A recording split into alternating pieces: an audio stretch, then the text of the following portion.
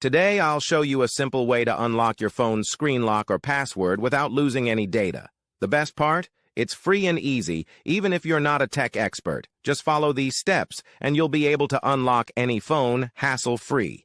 Let's get started. You can unlock your phone's screen lock or password using a special code. You will need to press on emergency call, and then you must enter a code. This code is unique to each type of phone and is provided by the phone manufacturer. In this video, we're using a code that works specifically for the type of phone we're demonstrating. Here's how you can get the code. Visit this website that provides unlock codes for free using a unique method. And that's it. Now you can unlock your phone without losing any data. See you in the next video. Bye.